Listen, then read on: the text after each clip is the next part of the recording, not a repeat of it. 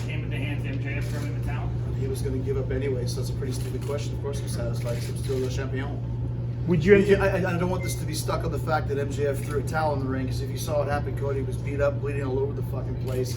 Plus, he was so tied up like a pretzel, there was no escape. So throw the towel in, don't throw the towel in, but don't diminish the victory that Chris Jerchio had over Cody Rhodes tonight. People are going to obviously think that MJF might join the Inner Circle. Is there room for more people? Would you entertain another member of the Inner Circle? There's always room for more, as long as they're as good as all the guys in my Inner Circle. MJF would be a probable candidate, a possible candidate, whether the events happen tonight or not. So we're always looking for good members, because we're going to take over. Like I said, we're taking control of AEW. So after a victory today, it's always time to celebrate. What is the bubbly selection for tonight? Plenty of bubbly. I went for the better tasting bubbly that Sammy Guevara suggested. So some big bubbly announcements coming up very soon as well. Who do you sense is going to be your next opponent? It's hard to say, because, I mean, once again, I don't want to diminish the match that happened tonight. It was a classic match. Cody was a great performer. It was one of the best matches I've ever had of my career, and one of the best matches in AEW's existence. So this is not the time to sit down and think about other contenders. This is a night to celebrate and appreciate the hard work that I did. Basically single-handedly beating Cody Rhodes and single-handedly putting AEW on the map, so you're welcome for that. Chris, what did you say to Dean Malenko? Well, I mean, it's one of those things where as soon as I heard Malenko was one of the judges, one of the greatest feuds in WCW history was Malenko and Jericho, 98, 97. We had a famous match here in this very arena, the Royal Farms Arena. I think it was called the Mariner Center or something, where we ended up fighting into the street and almost got hit by a car for real. So I just said to him, you better give me a good grade and give me a good vote. When he stood up, I said, you better watch it. And I don't remember what I said. You can go back and see, but just the fact that he was there really kind of rubbed me the wrong way and pissed me off. Made me remember a lot of bad feelings I had for Malenko from 20 years ago. Definitely one of the greatest feuds of my career, for sure. Chris, how much inspiration did you take from the legend Soul Train Jones? So I've known Soul Train since I was 12, and he's always been a guy that you go to for inspiration here and there. Take him to Olive Garden and listen to his many years of wise experience coming through. But you heard what he said. He doesn't know what a goat is because he's not a farmer, but he knows that I'm the greatest of all time. So I don't think that's the last we're going to see of Soul Train Jones here in AEW. We asked Cody on yesterday about the Wednesday Night Wars, the idea that you knew that WWE were going to counter somehow when you guys announced Dynamite. You guys have won the ratings for 6 weeks in a row. Cody had said it's important for you guys not to be reactionary. You were in the Monday Night Wars before. How do you feel about the idea of going head to head, being reactionary, not? Like, how do you feel about you've won 6 weeks in a row? What's the strategy going forward for you? Well, I mean, once again, this is not a war that we started. It's not a war that we asked for, but we don't care who you put up against us. You could put the Super Bowl, the World Cup, you could resurrect John and George and do a Beatles reunion. We can't control that. All we can do is continue to have great shows and organic shows. This is not prefabricated. There's not scripts being written and approvals being made and all this other stuff. I think that's kind of showing in AEW's product. That's why the segments and the promos and the backstage stuff and the fights have been been amazing, because it's been real. So, am I surprised that we're winning? Of course not. I knew we'd win. Our star power crushes NXT star power, and exactly what I knew was going to happen. That NXT, what made it cool before was a standalone thing. Now it's just another WWE show. It's like 2009 ECW. So good for them. God bless them, and I'm sure at some point Roman Reigns will be on NXT now, and Hulk Hogan will return to a TV studio for the first time since 1981 in Memphis. That's fine. All we're going to do is continue to worry about ourselves, concentrate on our storylines and our matches and our characters and building stars. If you look for where we started 6 weeks ago, we now have MJF, one of the hottest heels. Darby Allin has shown what he can do. Scorpio Sky. How about the Inner Circle? Sammy Guevara, definitely the surprise standout. Jake Hager. We've completely reinvented him to where everyone's scared of him. That's the real guy. That's in 6 weeks. Imagine what's going to happen 6 months from now. Especially with the guys that I work with, because everything I touch turns to gold. I got the Midas touch, man. Chris, have you had a chance to look at the ranking system, and do you feel like it might give you a championship advantage knowing well in advance who Well, you're I'll going tell, to be facing? I'm glad that you asked that. You know, I almost think that you're a plant, except for I have no idea who the hell you are. I think that the rankings for the tag team division is a bunch of shit because Sammy Guevara and Chris Jerchio are undefeated as a tag team, and we're not even in the top 5. So here's what I'm going to do with the Inner Circle being as hot as we are, Le Champion with the AEW title around my gorgeous shoulders again. I think it's time for us to go further. I think the Inner Circle could win the tag team titles. I think the Inner Circle could win those bronze medals. I think the Inner Circle could win the women's championship. I don't care.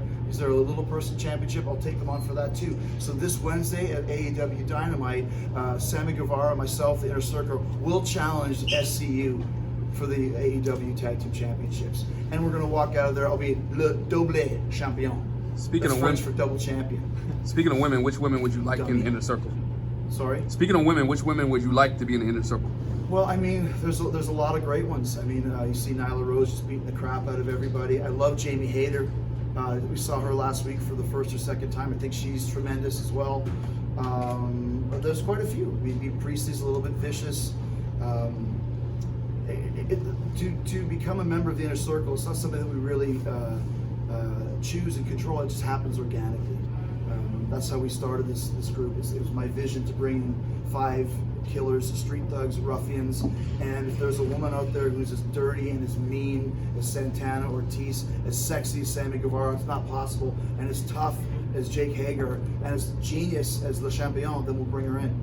How do you feel about comparisons between the Inner Circle and the NWO? NWO was 22 years ago. The difference is this. NWO was comprised, the original NWO, the real NWO, was comprised of 3 legit main event superstars. Guys who had main evented WrestleMania. Inner Circle is based around my genius and my ideas, and already the other 4 members have become bigger stars than they ever were anywhere else. So that's the difference. We're building the Inner Circle. Right off the bat in week 1, we had the hottest faction possibly in the history of the business, and people didn't even know who these guys were. Like I said, now they know who they all are, and give us another 6 weeks and another month and then 2 months and 3 months and 4 months. There's no doubt in my mind we'll go down as the greatest faction in wrestling history. Never mind the 4 Horsemen or the NWO or DX or Los Boricuas or you name it, whoever. We'll be better. We're the motorcycle guys. COA. What? DOA. DOA, better than those guys. Okay. Better than those assholes. You say you're concentrated in AEW on the talent here, but you've got another big match on the horizon. What would you say to the critics who say that your focus is split? What's the other big match? New Japan Pro Wrestling. Oh, Tanahashi. My focus isn't split. January 5th is a long time from now. Even today's November 9th. I had one of the biggest matches of my career, and I came out on top. I still have Wednesday nights until January 5th to worry about what I'm doing. Tanahashi, I've already got him in the bag. If you saw the challenge video that I did, it's something that the people in New Japan are scared of me. They're scared of the Painmaker, they're scared of Chris Jericho, and they play it off like they don't really care, but they do. I mean, this is going to be Tanahashi, the end of an illustrious career, to the hands of the Painmaker. So I'll tell you what, January 4th, 3rd, 2nd, 1st, I'll be concentrating on nothing but Tanahashi. But for right now, I just beat Cody. I'm the top guy in the entire world. The biggest wrestler, the most proficient wrestler, the biggest celebrity in the business today. So I'm going to enjoy it, and no less on my birthday with a whole faction of Buble and my lovely wife to come with me. I'll worry about Tanahashi when the time comes, but tonight it's party time. You give the fans the one finger salute. Nice tie. Thank you. Nice I'll belt. give you the one figure salute. Watch it.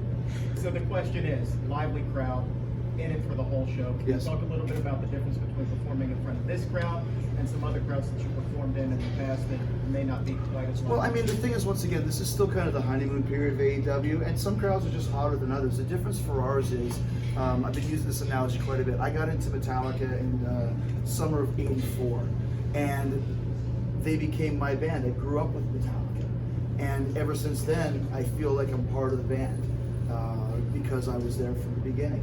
This is the first time in the history of the business where a wrestling company is starting at the highest of levels in this generation. I mean, WWE started in the 40s, NWA started in the 1890s or whatever it did. ECW started in a high school gym. This started, our very first official show was at a sold-out Capital One Arena in Washington, D.C. with 14,000 people on one of the biggest networks in the world. So I think everybody feels like we're a part of something special here with AEW. The crowds have been great. Even Pittsburgh, one of the most famous dead crowds in WWE land, they were great for AEW. Hopefully that continues. I think because people are excited about what's going on and they realize this is really good. And even when you kind of get through the pomp and circumstance of this brand new company, the bottom line is the company's kicking ass. The company's good with a lot of amazing, amazing performers. So that makes people more excited to be there, and makes people. We've received quite a few mulligans as a result of it. But as we continue to move forward and tighten up the issues that we're having, get rid of the dead weight, get better at the things we're doing good, and pick up the slack and things we're doing bad, I think we're going to keep entertaining the crowds, enamoring them, because like I said, they feel like they're part of something special, and that's why they're so excited.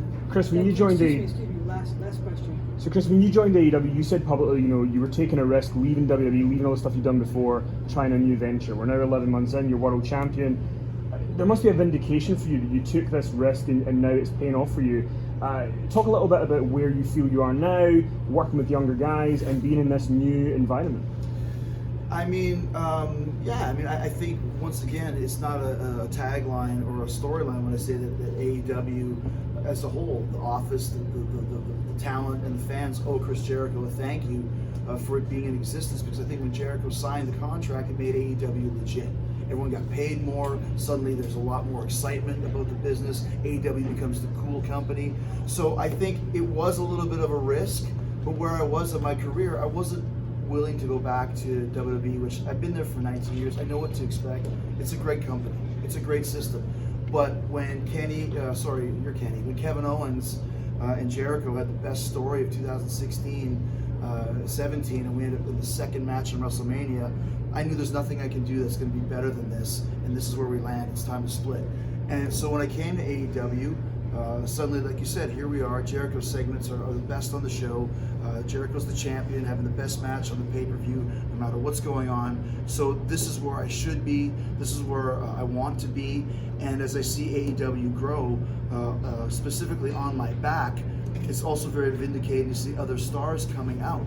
People didn't know who the Young Bucks were. They hadn't seen Cody on TV in 8 years, 5 years, whatever it was. And now suddenly people are going, wow, yeah, Jericho's great, but what about Cody? What about the Young Bucks, Kenny Omega? Moxley's better than he's ever been. And then you got MJF and Darby Allin, and like I said, all of these guys, Jungle Boy, SCU, Scorpio Sky, name after name after name, that people are enjoying and getting into because of Chris Jericho. So I did, at the risk of sounding egotistical, which I don't care, I changed the entire wrestling business when I joined AEW. So that is a pat on my back.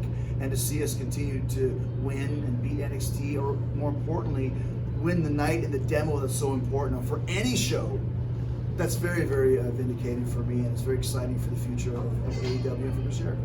Chris, have you ever been